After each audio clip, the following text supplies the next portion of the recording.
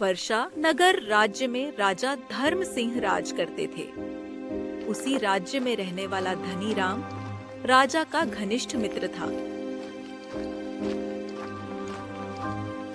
वह दोनों अक्सर मिला करते थे। अरे धनी राम, तुम्हारे तो 2 बेटे हैं ना? कहने के लिए तो मेरे 2 पुत्र हैं, पर असल में तो मेरा केवल एक ही पुत्र है। क्यों? तुम ऐसा क्यों बोल रहे हो? क्या हुआ? अरे क्या बताऊं तुम्हें, मेरा बड़ा बेटा विवाह से पहले मेरी सारी बात मानता था, लेकिन जब से उसका विवाह हुआ है तब से पता नहीं बहू ने उसे क्या पट्टी पढ़ाई है। हमेशा बंटवारे की बात करता रहता है, पर मेरा छोटा बेटा अर्जुन यह नहीं चाहता। वह चाहता है कि दोनों भाई मिलजुल कर रहें। बस यही चिंता सताती रहती है, मेरे बाद इनका क्या होगा। अरे तुम चिंता मत करो, सब ठीक हो जाएगा। 8 महीने बाद धनीराम की मृत्यु हो जाती है। धनीराम की पत्नी और छोटा बेटा अर्जुन इस घटना से बहुत दुखी थे, लेकिन दूसरी तरफ बड़ा बेटा रमेश और उसकी पत्नी लीला के दिमाग में तो कुछ और ही चल रहा था। पता नहीं ये रोना धोना कब खत्म होगा। ये सब यहाँ से जाए तो मैं माँ से बंटवारे की बात करूँ।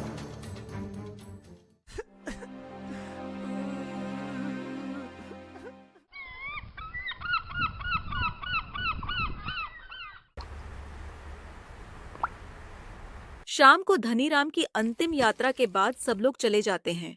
तब रमेश शांति से कहता है, माँ अब पिताजी नहीं रहे, आप जायदाद का बंटवारा कर दीजिए, जिससे आगे चलकर कोई लड़ाई झगड़ा ना हो। क्या?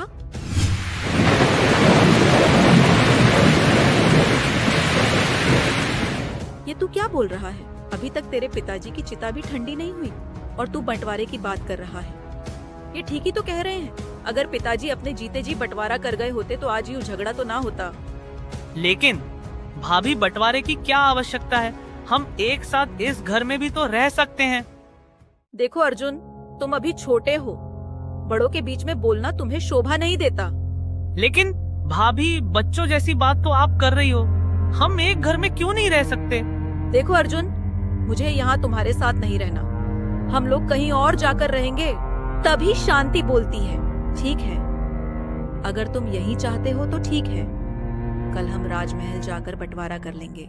राजमहल? लेकिन ये तो हमारे घर का आपसी मामला है, इसमें राजमहल जाने की क्या आवश्यकता है? आवश्यकता है। राजा धर्म सिंह तुम्हारे पिता के मित्र थे, वो ही यह बंटवारा करेंगे।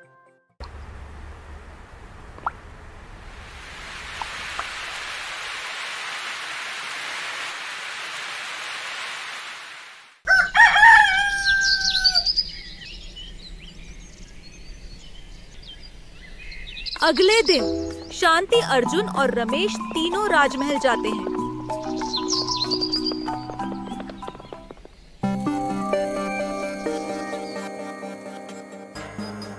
राजमहल पहुंचकर शांति राजा को सारी बात बताती है।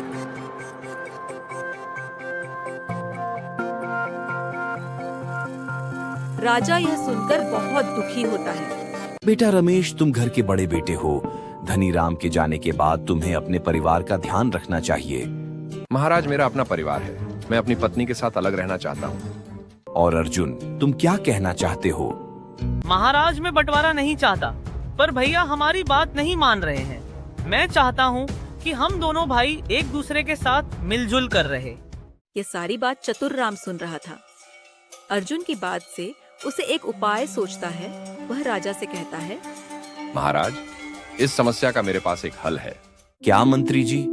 मंत्री अपनी योजना राजा को बताता है।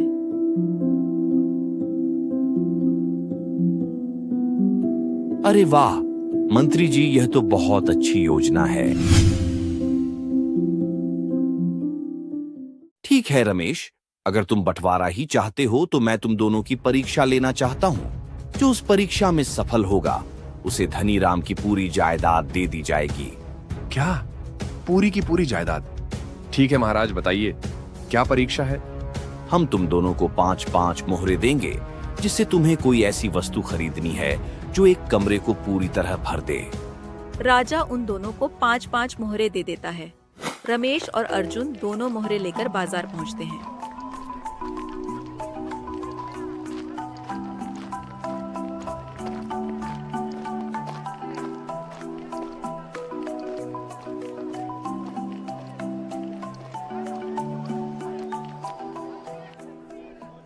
अरे भाई, क्या तुम्हारे पास कोई ऐसी वस्तु है जो 5 मुद्राओं में आ जाए और जिससे पूरा कमरा भर जाए? क्या? अरे भाई, क्यों सुबह सुबह दिमाग खराब कर रहे हो? जाओ यहाँ से। अरे, ये महाराज ने कैसी परीक्षा दे दी। दूसरी तरफ अर्जुन को बाजार में एक भिखारी मिलता है। हे बाबा, भगवान के नाम पर कुछ दे दे बाबा। हे बाबा, भगवान के नाम पर कुछ दे दे बाबा। 2 दिन से कुछ नहीं खाया है, बहुत भूख लग रही है। अर्जुन अपनी 5 मौर्य उस भिखारी को दे देता है। ये लो भाई, इन पैसों से कुछ खा लो। भगवान तेरा भला करे, तेरे जीवन के सारे अंधेरे दूर हों। तभी अचानक अर्जुन को अपने सवाल का जवाब मिल जाता है। तेरे जीवन के सारे अंधेरे दूर हों। शुक्रिया बाबा।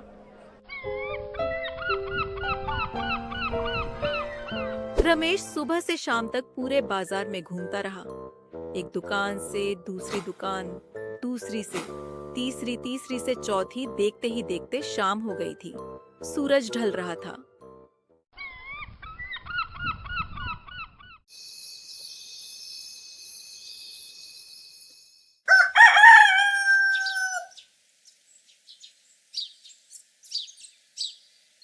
अगले दिन राजा और मंत्री दोनों शांति के घर आते हैं। बेटा रमेश, दिखाओ तुम क्या लेकर आए हो जिससे ये पूरा कमरा भर जाए। रमेश अपने थैले में से सूखी घास फर्श पर डालने लगता है, परंतु घास से पूरा कमरा नहीं भर पाता। राजा अर्जुन से कहता है, बेटा अर्जुन, तुम क्या लेकर आए हो? अरे, ये क्या कुछ लेकर आएगा? इसने तो अपने पैसे उस गरीब भिखारी को दे दिए। इसके पास कुछ भी नहीं, और क्योंकि मैंने कमरा आधा भरा है, इसलिए अब सारी जायदाद मेरी होगी। तभी अर्जुन कहता है, रुकिए भैया, मेरे पास कुछ है। अर्जुन बाहर से एक जलता हुआ दिया लाता है और कमरे में रख देता है।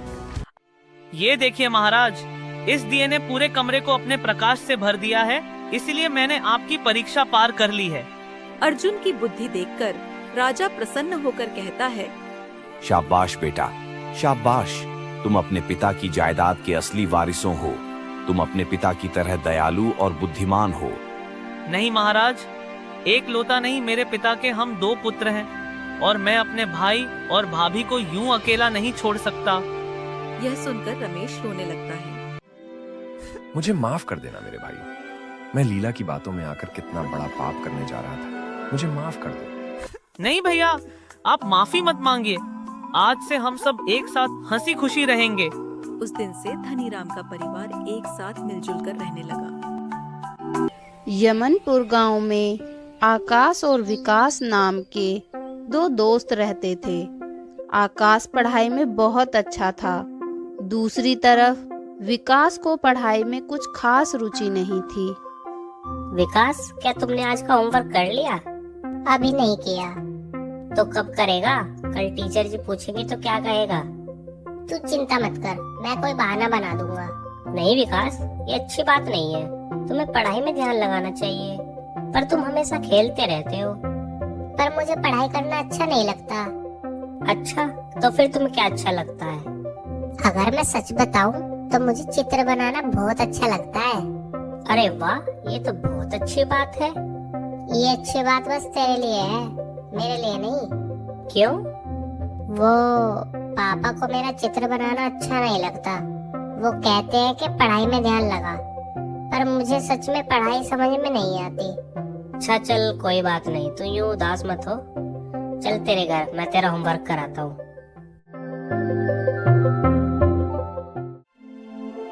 15 साल बाद। सर मेरी मदद कीजिए। क्या हुआ? सर, मेरी दुकान में 2 दिन से लगातार रोज रात को चोरी हो रही है। मेरा बहुत नुकसान हो चुका है। कृपया करके मेरी मदद कीजिए। चोरी? वो भी हमारे इलाके में? अरे भाई शिंदे, किसकी इतनी हिम्मत हो गई कि वो आकाश के इलाके में चोरी करे? सर, लगता है उस चोर को अपनी जिंदगी से नफरत हो गई है, तभी तो उसने आपके इलाके में चोरी की। जी सेठ जी, अब जरा डिटेल में बताइए कि चोरी कैसे हुई। सर, मैं अपनी दुकान का ताला 10 बजे लगा देता हूँ और कल भी मैंने अपनी दुकान 10 बजे बंद कर दी थी। फिर सर, सुबह जैसे ही मैं दुकान पहुंचा तो मैंने देखा कि चोर सब कुछ चुरा कर ले गया है। सर वो दुकान ही मेरी जमा पूंजी है, कृपया करके उस चोर को पकड़िए। ना सेठ जी, अब आप चिंता ना करो, उस चोर को तो मैं कहीं से भी ढूंढ निकालूंगा। अब आप बेफिक्र होकर घर जाओ। सेठ अपने घर चला जाता है। शिंदे, हमें कुछ तो करना पड़ेगा। इंस्पेक्टर आकाश अब चोर को पकड़ने की योजना बनाने लगता है।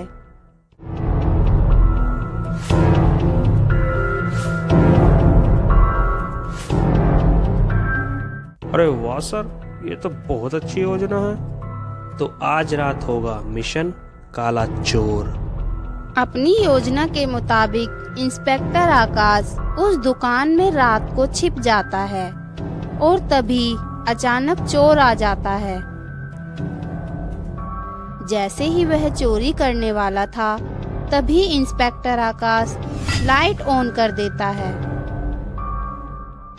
ये लाइट किसने ऑन की? ना ना, डर मत, तेरे लिए ऑन करी है लाइट। अंधेरे में थोड़ा मुश्किल होता होगा ना चोरी करना, इसीलिए। आकाश चोर को पकड़कर पुलिस स्टेशन ले जाता है। नाम क्या है तुम्हारा? विकास। नाम इतना अच्छा और काम इतने छोटे। कहाँ से हो? यमनपुर गांव से। आकाश को विकास की ये बात 15 साल पीछे ले जाती है। विकास? ये तो मेरे बचपन का दोस्त विकास है, पर इसकी ये हालत कैसे हुई? वह विकास को अपने बारे में नहीं बताता। तुमने चोरी क्यों की? मैंने अपनी मर्जी से चोरी नहीं की। तो फिर? ये कहानी आज से 5 साल पहले की है। हमारे गांव में एक डाकू आया था जिसका नाम शेरा था।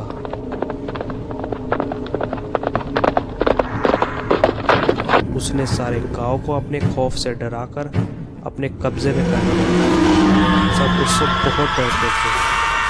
जो कोई उसकी बात नहीं मानता वह उसे मार देता।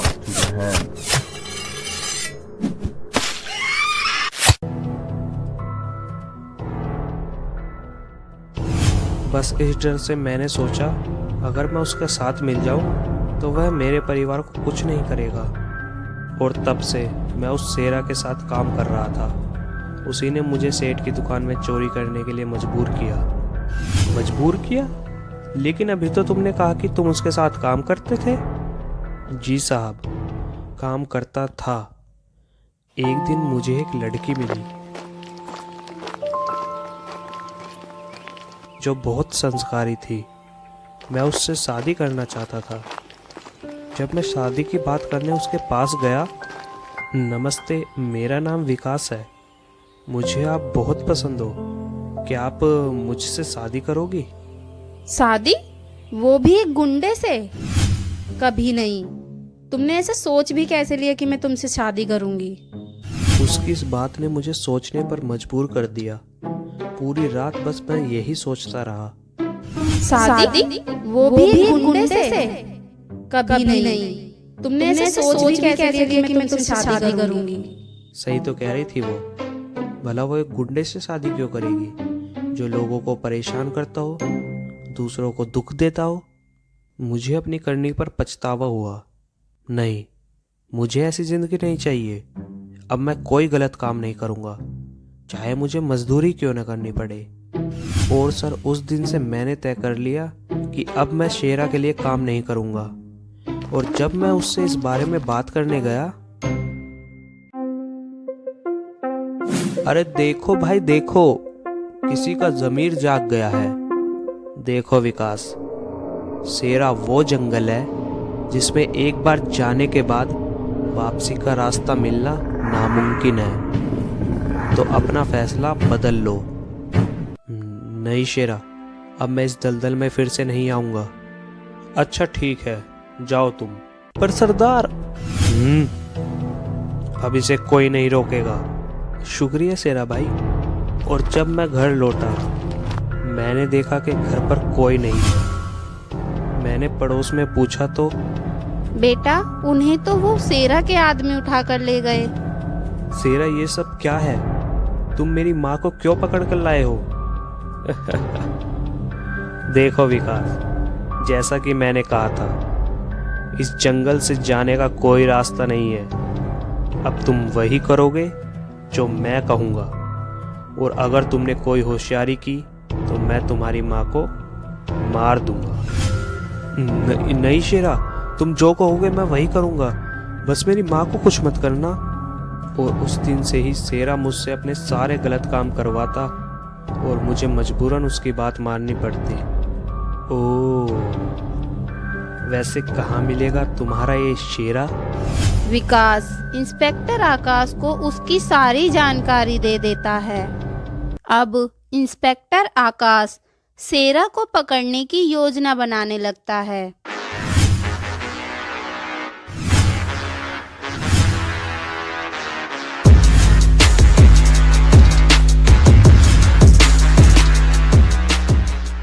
आकाश शिंदे को शेरा पर नजर रखने के लिए कहता है। अब वह शेरा की हर हरकत पर नजर रखते। वह कहाँ जाता, किससे मिलता और क्या खाता। और 2 हफ्ते बाद।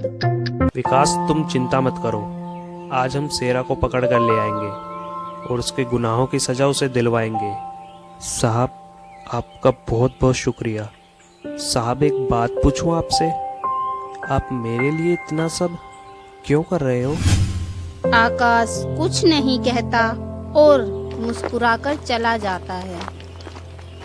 आकाश शेरा के अड्डे पर पहुंच जाता है। शेरा अपने आप को पुलिस के हवाले कर दो, वरना मजबूरन मुझे कोई एक्शन लेना पड़ेगा। आज तक कोई पुलिस वाला शेरा का बाल भी बांका नहीं कर सका, तो तू किस खेत की मूली है? सर लगता है शेरा पागल हो गया है, पुलिस वालों पर गोली चला रहा है, आप कुछ कीजिए। तुम चिंता मत करो शिंदे, शेर का शिकार कभी भी सुई से नहीं किया जाता। मतलब सर? मतलब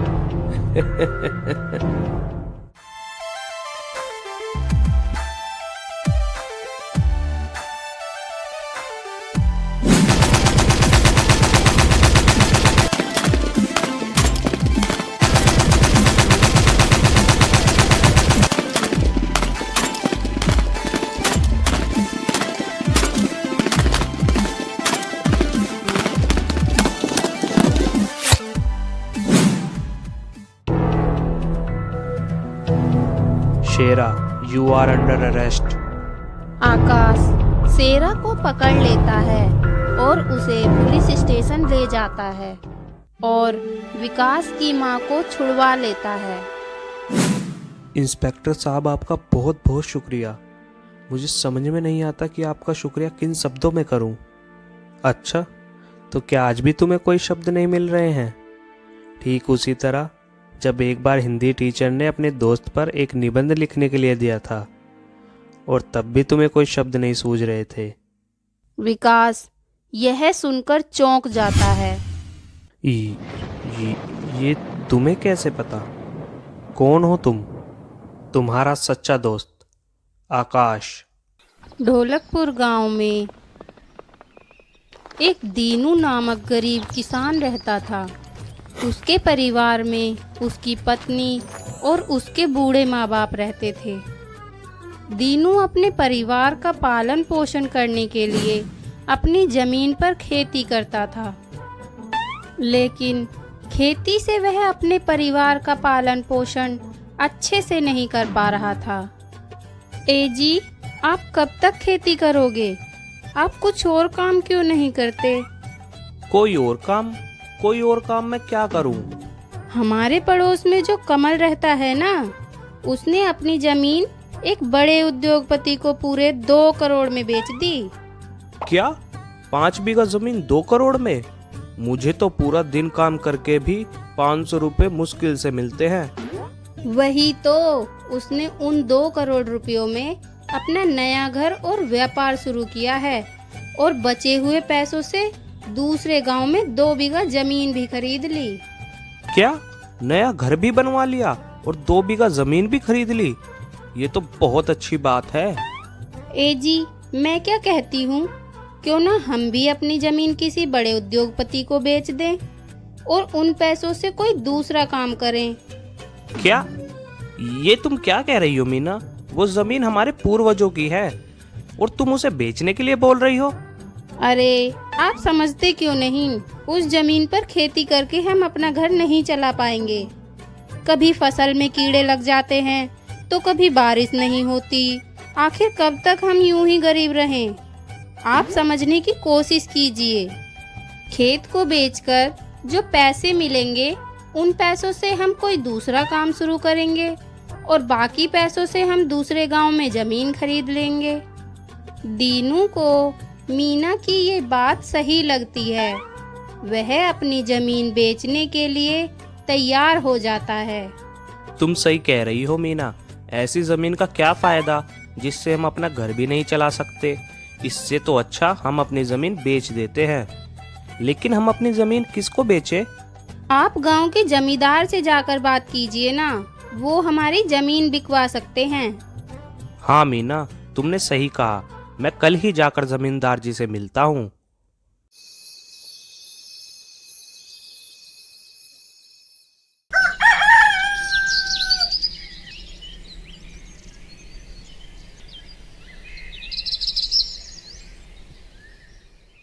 अगले दिन दीनू अपनी जमीन बेचने के लिए जमींदार के पास जाता है।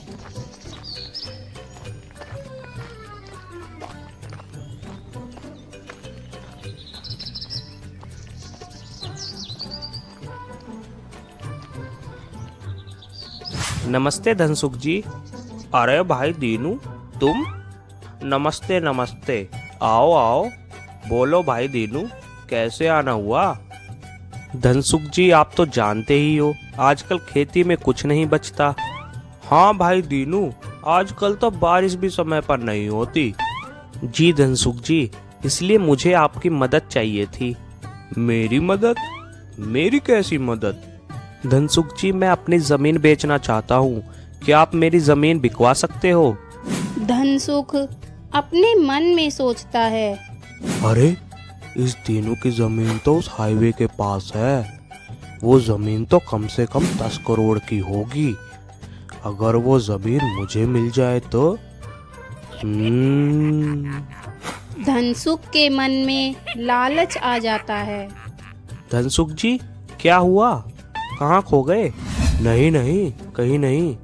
तुम ऐसा करो, कल अपनी जमीन के कागज लाकर मुझे दिखाना। ठीक है? ठीक है धनसुख जी, अब मैं चलता हूँ।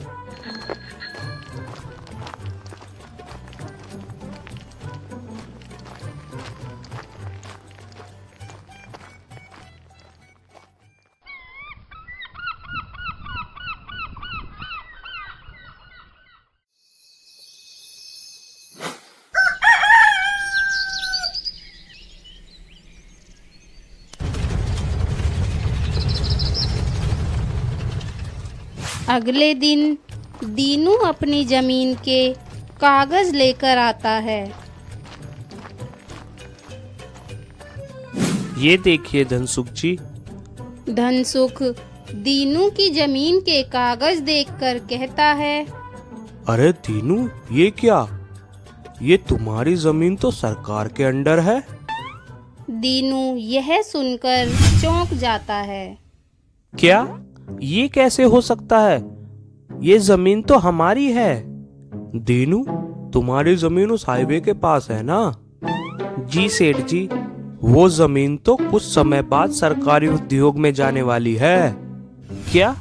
ये आप क्या कह रहे हो? हाँ दीनू, मैं सच कह रहा हूँ। तुम्हारी जमीन सरकार के निर्माण कार्य में जाने वाली है।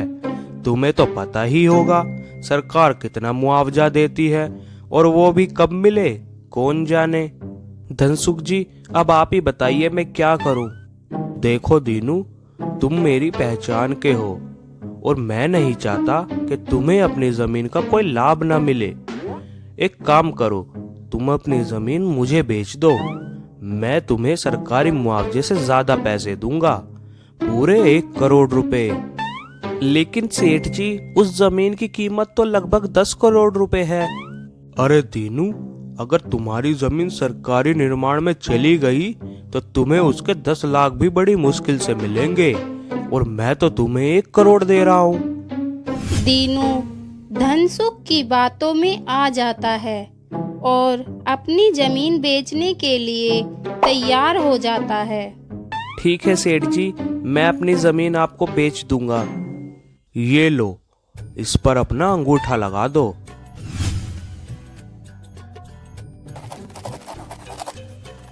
ये लो दीनू, अपने 1 करोड़ रुपए। दीनू पैसे लेकर चला जाता है।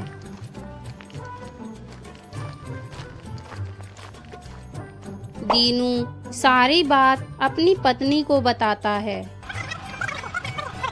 क्या ये आपने क्या कर दिया? आपका दिमाग तो ठिकाने पर है ना? 10 करोड़ की जमीन 1 करोड़ में बेच कर आ गए। हे भगवान, मैं क्या करूं? अरे मीना, हमारी जमीन कटाई में जाने वाली है। अरे उस धनसुख ने आपको मूर्ख बनाया है। हमारी जमीन कोई कटाई में नहीं जाने वाली। आप चलिए मेरे साथ उस धनसुख के पास। मीना और दीनू दोनों धनसुख के घर जाते हैं। रास्ते में उन्हें मीना का भाई मिलता है, जो शहर में वकील की पढ़ाई कर रहा था। दीदी नमस्ते, कहाँ जा रहे हो? मीना दिनेश को सारी बात बताती है।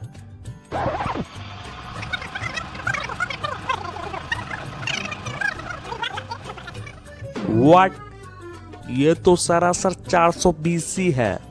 आप चलिए उस धनसुख के पास। दीनू, मीना और दिनेश तीनों धनसुख के घर पहुंच जाते हैं। मीना धनसुख से कहती है, धनसुख जी, आपने हमारी जमीन धोखे से खरीदी है, वो भी इतने कम दाम में। आप हमारी जमीन हमें वापस कर दीजिए। वापस कर दीजिए? क्यों भाई, मैं क्यों वापस कर दूं तुम्हारी जमीन? मैंने पूरे 1 करोड़ रुपए देकर खरीदी है वो। हाँ, लेकिन 10 करोड़ की जमीन के केवल 1 करोड़ ही दिए हैं आपने। हाँ, तो मैंने कौन सा दीनू के साथ जबरदस्ती की थी? उसने मुझे स्वयं ही बेची है। अगर यकीन नहीं तो पूछ लो उससे।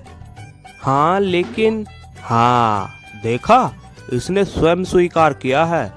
अब तुम लोग जाओ यहाँ से। तब दिनेश बोलता है, ठीक है, हम यहाँ से जाते हैं सीधा पुलिस स्टेशन। यह सुनकर धनसुख घबरा जाता है। पुलिस स्टेशन क्यों? तुम्हारी कंप्लेंट करने के लिए। तुमने दीनू से झूठ बोलकर उसकी जमीन बहुत कम दाम में खरीद ली। तुमने उसे उल्लू बनाया है। वो जमीन कोई कटाई में नहीं जाने वाली, समझे? अब तुम पर 420 का केस चलेगा। अरे बाप रे, ये तो बहुत पढ़ा लिखा मालूम होता है। एक जमीन के चक्कर में पूरी जिंदगी जेल में रहना पड़े। नहीं नहीं नहीं। व्हाट हैपन धनसुख, कहाँ खो गए? जब तुम्हारी इस करनी के बारे में पूरे गांव को पता चलेगा, तब तुम्हारी गांव में जो इज्जत है उसका क्या होगा? नहीं नहीं दिनेश भाई, आप पुलिस में मत जाइए। हाँ, मैंने दीनू को पागल बनाया है। मैंने झूठ बोलकर उसकी जमीन खरीदी थी। मैं उसे उसके पूरे 10 करोड़ रुपए दे दूंगा। मुझे माफ कर दीजिए। धनसुख सबसे माफी मांग लेता है और दीनू उन पैसों से अपना नया व्यापार शुरू कर देता है।